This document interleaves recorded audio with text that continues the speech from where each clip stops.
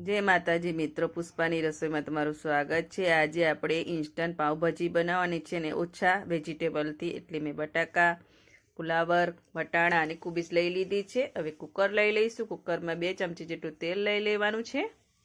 તેલને ગરમ થવા દઈશું।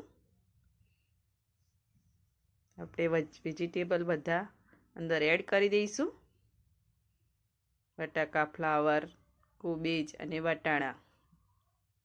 આમાં તમે બીટ પણ લઈ શકો છો, ગાજર પણ લઈ શકો છો ને રીંગણ પણ લઈ શકો છો। મેં ઓછા વેજીટેબલમાં પાવભાજી બનાવી છે, પણ એકદમ ટેસ્ટી બને છે। 1-2 મિનિટ માટે એને તેલમાં સાંતરી લઈશું અને વેજીટેબલ ડૂબે એટલું આપણે પાણી એડ કરવાનું છે। સ્વાદ અનુસાર મીઠું લઈ લઈશું। અડધી ચમચી જેટલી હળદર લઈ લઈશું। અડધી ચમચીથી પણ ઓછી લેવાની છે। આમાં હળદરનું પ્રમાણ થોડું ઓછું જ રાખવાનું છે અને વેજીટેબલ ડૂબે તેટલું પાણી એડ કરી દઈશું। પાણી એડ કરી દીધું છે। હવે કુકરનું ઢાંકણ બંધ કરીને 3 વિસલ કરી દઈશું। આપણે 3 વિસલ થઈ ગઈ છે। વેજીટેબલ થઈ ગયા છે, ચેક કરી લઈશું અને ભાજી પાવના મેશરથી તેને મેશ કરી લેવાનું છે। આ રીતે આપણે મેશ કરી લઈશું। મેશ થઈ ગયું છે। હવે વઘાર કરીશું ભાજી પાવનો। તેના માટે કઢાઈમાં 2 ચમચા જેટલું તેલ લઈ લઈશું। તેલનું પ્રમાણ થોડું વધારે રાખવાનું છે। ડુંગળી ઝીણી કટ કરીને લીધી છે તે લઈ લઈશું। આમાં લસણ તમે ખાતા હોય પાવભાજીમાં તો તમે એડ કરી શકો છો અને લીલા મરચાં લઈ લઈશું। લાઇટ પિંક થાય ત્યાં સુધી તેને સાંતરી લેવાની છે। લાઇટ પિંક થઈ જવા આવી છે ડુંગળી। ટામેટા ઝીણા કટ કરીને રાખ્યા છે તે એડ કરી દઈશું અને કેપ્સિકમ મરચાં।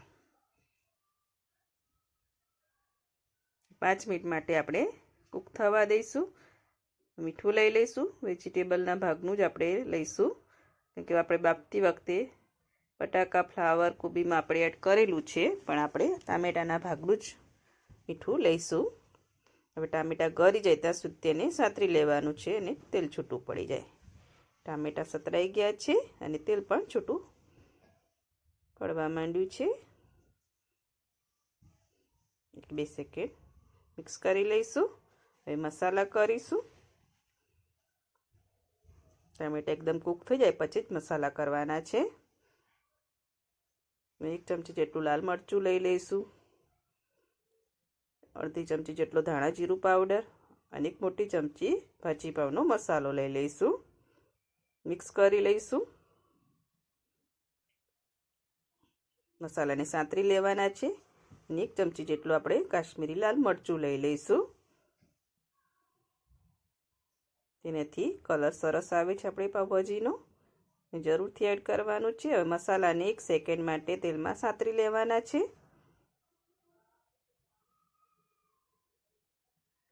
મસાલા સરસ સતરાઈ જાય છે અને તેલ પણ છૂટું પડવા માંડ્યું છે।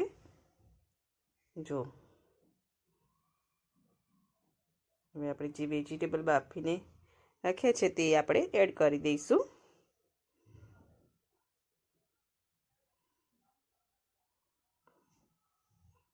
મિક્સ કરી લઈશું।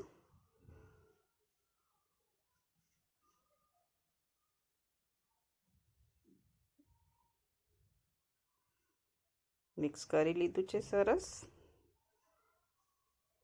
5 થી 7 મિનિટ માટે એને ધીમી આંચે કૂક થવા દેવાનું છે।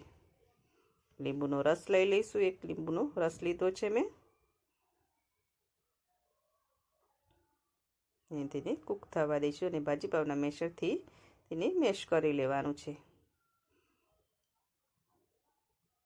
જેથી કોઈ વેજીટેબલ આખા રહી ગયા હોય તે મેશ થઈ જાય। હવે એને ઢાંકીને આપણે મૂકી દઈશું 5 મિનિટ માટે।